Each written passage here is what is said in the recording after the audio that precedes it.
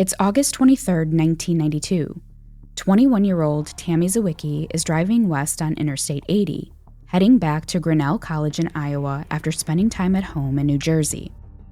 At some point that day, her car, a white 1985 Pontiac T1000, breaks down along I-80 in LaSalle County, Illinois, near mile marker 83.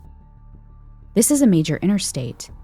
There's constant traffic, semi-trucks, commuters, people passing through at all hours.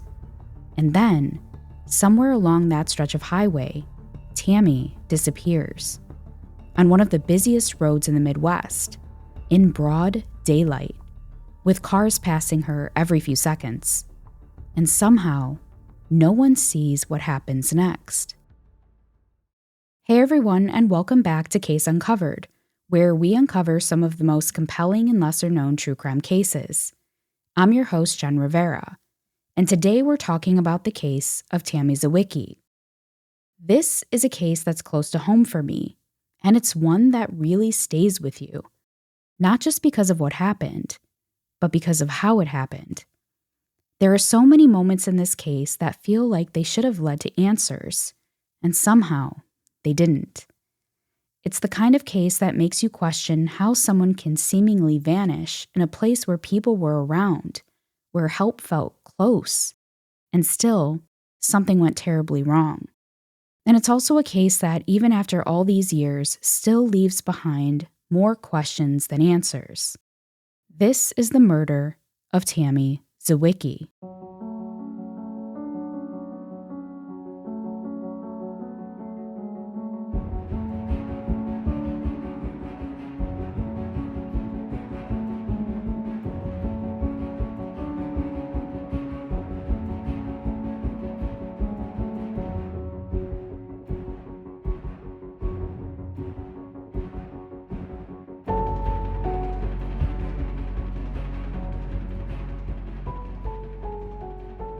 On Sunday, August 23, 1992, 21-year-old Tammy Jo Zywicki was in Evanston, Illinois. She had just dropped off her 19-year-old brother, Darren, at Northwestern University. The two of them had been traveling together from the East Coast, making their way back toward the Midwest before going their separate ways for school.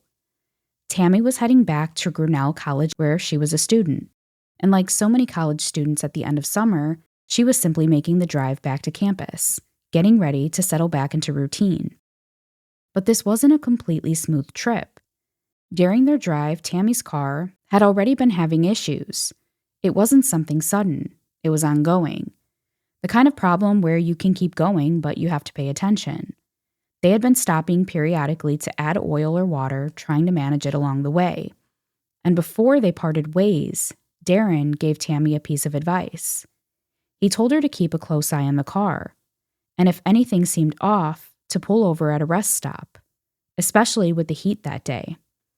It was the kind of conversation that, at the time, probably felt routine, just looking out for each other, making sure she got there safely. But it would become one of the last conversations they ever had, because after leaving Evanston, Tammy would never make it back to college. Now, Tammy was a senior at Grinnell College in Iowa where she was studying art. She was described as athletic, creative, and independent, someone who was comfortable doing things on her own, including long drives like this one. She had a love for photography, something that comes up repeatedly when you look into her life. It wasn't just a hobby. It was something she carried with her, something she paid attention to, something that gave her a way to see the world differently. And that detail matters here, because one of the items that has never been recovered in this case is her camera. Tammy had just spent time back home in New Jersey with their family before heading back to school. The fall semester was about to begin, and this was that familiar transition. Leaving home, getting back into routine, stepping back into that college environment. She had plans, she had direction, and she had a clear next step. And by all accounts, Tammy was reliable. She wasn't someone who just disappeared. She wasn't someone who would cut off contact or not show up where she was expected to be. Her family knew her patterns, her habits, and that's why when she didn't arrive back at school, it immediately stood out. because nothing about Tammy's life at that point suggested instability, risk, or anything that would lead to her vanishing voluntarily. Which is why, from the very beginning, this case has been treated the way it has, not as a mystery of where she went, but as a question of what happened to her. Now let's dive deeper into the route Tammy took. After leaving Evanston, Tammy gets back on the road and continues her drive towards Iowa. She merges onto Interstate 80 and heads west. It's a direct route, and if you map this out, it's a very clear route. Interstate 80 runs across northern Illinois, cutting through areas like Joliet, Morris, and LaSalle County before continuing into Iowa. It's a direct line, a route that thousands of people take every single day without thinking twice about it. For Tammy, this wasn't unfamiliar territory. This was a return trip, a routine drive, something she likely expected to complete without any issues. She was expected to arrive back at school later that evening. And at this point in the timeline, everything is exactly as it should be. She leaves Evanston. She gets on the highway. She heads west. There are no reports of distress, no phone calls indicating a problem, and no known stops that suggest anything unusual. It's just a normal drive. Until it isn't. At some point that afternoon, while traveling through LaSalle County, something goes wrong with Tammy's car. The white 1985 Pontiac T1000 begins experiencing mechanical issues, enough that she can't continue driving it. Eventually, she pulls over near mile marker 83 on Interstate 80. And this moment, this exact point in time, is where everything shifts. Once Tammy's car is disabled, she's no longer just a driver passing through. She becomes stationary, visible, dependent on the people around her. And in 1992, this situation looks very different than it would today. There were no cell phones, no way to quickly call for roadside assistance, no GPS tracking, no immediate way for someone to check her location or confirm her safety. If your car breaks down, your options are limited. You wait, you walk, or you accept help from someone who stops. And based on everything we know, Tammy chose to stay with her vehicle, which at the time would have been considered the safest option. Stay with the car, be visible, wait for assistance. But that also means she was exposed. Anyone driving by could see her. Anyone could stop. And anyone could approach her under the assumption or the appearance of helping. One of the most important and frustrating aspects of this case is that Tammy was not unseen. She didn't just vanish without anyone noticing. She was observed. Multiple witnesses later came forward and reported seeing her on the side of the road. Some described her as calm, not frantic, not visibly afraid, not acting like someone in immediate danger. And that detail is important because it suggests that whatever happened to Tammy did not start as an obvious threat. It likely didn't look like an attack. It didn't look like something that would have immediately drawn attention, which means whatever happened next may have started in a way that felt normal. There were also reports that Tammy may have been speaking with someone, specifically a man, believed to possibly be a truck driver, who had been seen near her vehicle. Now, law enforcement has been careful over the years not to definitively label this individual as the person responsible, but they've also never dismissed the sighting. They described him as a white male, around 35 to 40 years old, over 6 feet tall with dark, bushy hair. And this description has stayed consistent, which tells you something. It tells you that investigators believe that interaction matters. Because when you look at this case logically, there's a limited number of ways Tammy leaves that roadside. She either walks away on her own, is picked up voluntarily, or is taken. And based on everything we know, the timeline, the distance her body was later found, the lack of confirmed sightings after that point, the idea that she simply walked away becomes harder to support, which brings us back to that moment, standing on the side of I-80, car disabled, people passing by. And at some point, someone stops. Later that same day, on August 23rd, an Illinois state trooper comes across Tammy's vehicle. It's still sitting on the shoulder of Interstate 80, near mile marker 83 in LaSalle County, exactly where she left it. The white Pontiac is visibly disabled, but Tammy is not there. And at that moment, there's no immediate indication that anything criminal has occurred. From a distance, it looks like what officers see all the time, a stranded vehicle, possibly waiting for the driver to return with help. So the car is marked as abandoned. And that detail, at the time, doesn't raise alarm, because there's no report yet, no missing person, no reason to believe anything more serious has happened. But looking back, this is one of the most important moments in the entire case, because this is the last confirmed physical location tied directly to Tammy. Her car is there, but she is not, which means by the time that trooper arrives, Tammy's already gone, and whatever happened to her has already begun. The following day, on August 24th, Tammy's car is towed by Illinois State Police. Still, there is no confirmed contact from Tammy. No calls, no check-in, no arrival at Grinnell College. And that absence starts to matter very quickly, because Tammy was expected. She had a destination. She had a plan. People were waiting for her. And when she didn't show up, it was noticed. That same evening, Tammy's mother contacts Illinois State Police to report her missing. And this is where the case officially shifts. This is no longer just an abandoned vehicle on the side of the road. Now it's a missing person tied directly to that vehicle. And when you connect those two things, a stranded car on a major interstate and a driver who never arrives where she's supposed to be, the situation becomes immediately more serious. Because now there's a timeline, a last known location, and a very clear point where things went wrong. At this stage, investigators begin working backward. They know where Tammy was last seen, Interstate 80, LaSalle County. They know roughly when, between 3:10 and 4 o'clock p.m.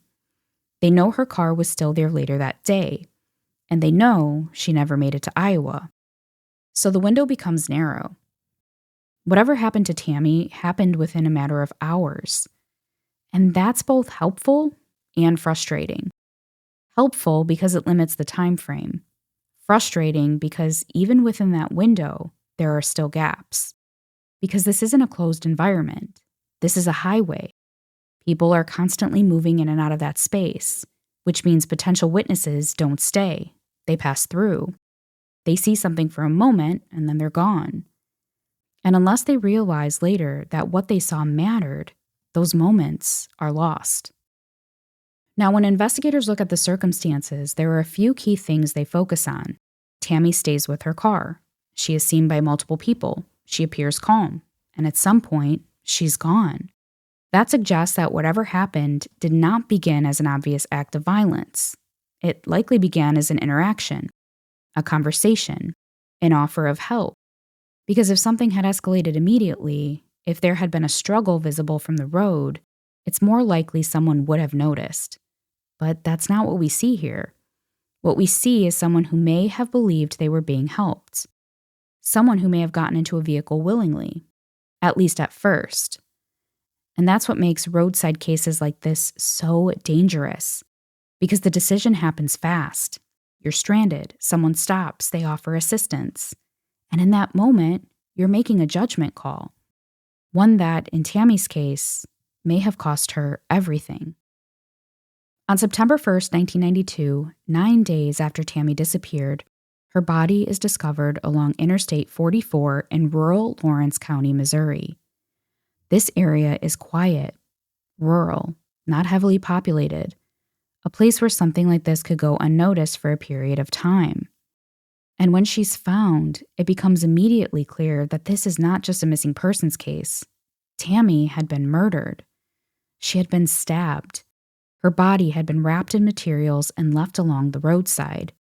And the condition in which she was found tells investigators something critical. She was not killed where she was found. She had been transported, moved from Illinois across state lines and into Missouri. That alone changes the scope of the case entirely, because now this isn't just a local investigation. It becomes multi-state. It involves different jurisdictions, and it introduces a level of complexity that can make cases significantly harder to solve.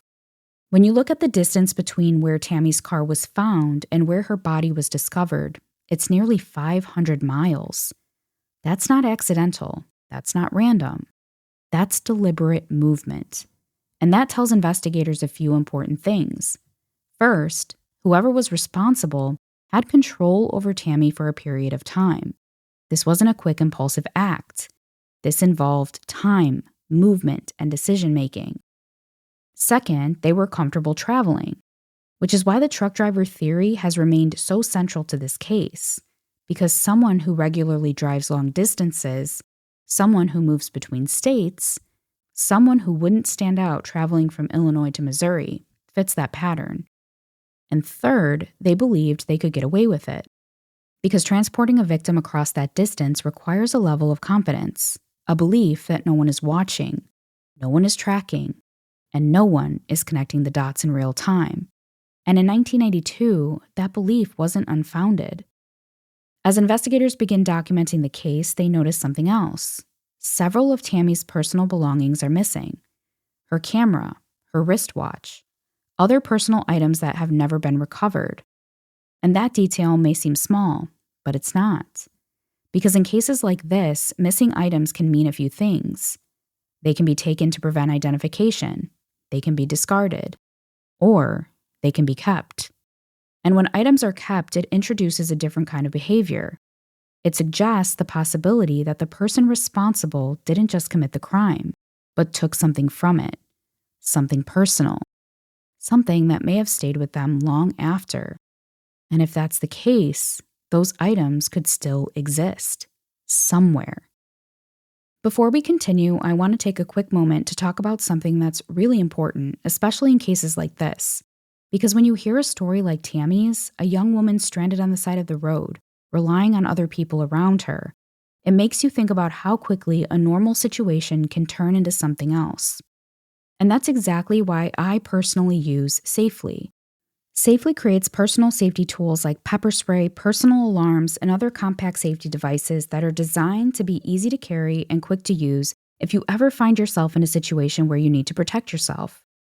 Pepper spray is one of the simplest and most effective safety tools you can carry, and it's something I always recommend having with you. Whether you're traveling, meeting someone, going for a walk, or even just running errands, it gives you an added layer of security and peace of mind. It's one of those things you hope you never need, but you'll be glad you have if you do. I never leave the house without it. If you want to learn more and get your own Safely products, visit livesafely.co and use code JEN for 10% off your order. Thank you, Safely, for sponsoring today's episode. Now, let's get back to the case.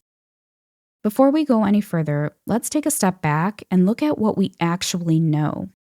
Tammy Zywicki leaves Evanston, Illinois on August 23, 1992, heading west toward Grinnell College.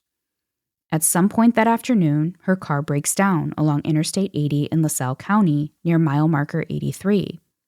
She's seen by multiple people, appears to be calm, and appears to be waiting for help. There are reports that she may have been speaking with a man near her vehicle, possibly a truck driver. Her car is later found abandoned on the side of the road. She never makes it to Iowa. And 9 days later, her body is discovered nearly 500 miles away in Missouri. So whatever happened between that moment on the side of Interstate 80 and the point where she disappears from that location. And that window is small, which means the answers are likely in those final interactions. When investigators began piecing together Tammy's final known moments, one detail continued to stand out: the reports of this man seen near her vehicle. Now, this wasn't a confirmed identity, but it was a consistent sighting. Multiple people placed a tractor-trailer in the area around the time Tammy's car was pulled over. And at least one account suggested that Tammy may have been speaking with that man near that truck. And when you look at the circumstances, this theory starts to make sense, because long-haul truck drivers move through spaces like Interstate 80 every day. They're constantly traveling between states. They stop along highways. They see stranded drivers. And more importantly, they don't stay in one place long enough to be easily traced. If someone was passing through that area, stopped to offer help, and then continued on, they could be hundreds of miles away within hours. And in Tammy's case, that distance matters, because her body wasn't found in Illinois. It was found in Missouri, 500 miles away, which means whoever was responsible had the ability, and likely the opportunity, to transport her across state lines without drawing attention, like we mentioned earlier. And that fits the profile of someone who travels for a living. And what becomes more difficult to process in this case is that based on the evidence, Tammy wasn't killed immediately. She was transported, which means she was alive for at least some period of time after leaving that roadside. And that introduces a level of fear and uncertainty that's really hard to fully grasp, because we don't know how long she was held, where she was taken, and what happened during that time. And that gap is one of the most haunting parts of this case. When you step back and look at the behavior involved, certain patterns start to emerge. This is someone who was comfortable approaching a stranger, was able to appear non-threatening, and had the ability to gain trust quickly. They were likely familiar with highways, familiar with travel, and comfortable moving across long distances. There's also the possibility that this wasn't random, that whoever was responsible may have done something like this before, because the level of control, movement, and concealment involved suggests experience, not necessarily in this exact crime, but in behavior that escalates. And that's something investigators have had to consider for years. Even though this case happened in 1992, it hasn't been forgotten. Over the years, investigators have continued to revisit the evidence. More than 200 items were collected. And with advancements in DNA technology, there's still hope that something within that evidence could lead to answers. At one point, a DNA profile was developed from a beer can found near Tammy's vehicle, but it has never matched anyone in the system. And that's both frustrating and important, because it means the person may not be in the system, or the evidence hasn't fully connected yet. And with modern forensic advancements, that possibility is still there. So why hasn't this case been solved? Well, there are a few key reasons. First, location. This crime spans multiple states: Illinois, Missouri, possibly others in between. And that complicates jurisdiction, coordination, and evidence tracking. Second is timing. This happened before modern technology. No cell phone data, no GPS, no digital trail, which means investigators had to rely heavily on witness accounts, many of which were fleeting. And third, the nature of the crime itself. If this was a transient offender, someone just passing through, they may have never been connected to the area again. And that makes identification incredibly difficult. Tammy Zywicki set out on what should have been a normal drive, a return to school, a familiar route, a routine day. And somewhere along Interstate 80, everything changed. She didn't disappear in isolation. She didn't vanish in a place where no one could see her. She was there, visible, surrounded by people. And still, no one knows exactly what happened in those final moments. More than 30 years later, Tammy's case remains unsolved, but it's not forgotten. And someone, somewhere, knows something. If you have any information about the murder of Tammy Zywicki, please contact the Illinois State Police at 815-224-1171. Even the smallest detail could make a difference. Thank you so much for joining me for this episode of Case Uncovered. If you want to keep up with cases like this and continue helping bring awareness, make sure you're following or subscribed so you never miss an episode. And if you've been listening for a while, or even if this is your first time here, leaving a 5-star rating and review is one of the best ways you can support the show. Case Uncovered is an independent podcast, and every rating and review really does help these cases reach more people. And that truly matters. If you'd like to learn more about the advocacy work I'm doing through the Reignited Project or find ways to get involved, you can visit thereignitedproject.com. Thank you for being here and for taking the time to listen to Tammy's story. And remember, stay curious, stay vigilant, and stay safe out there.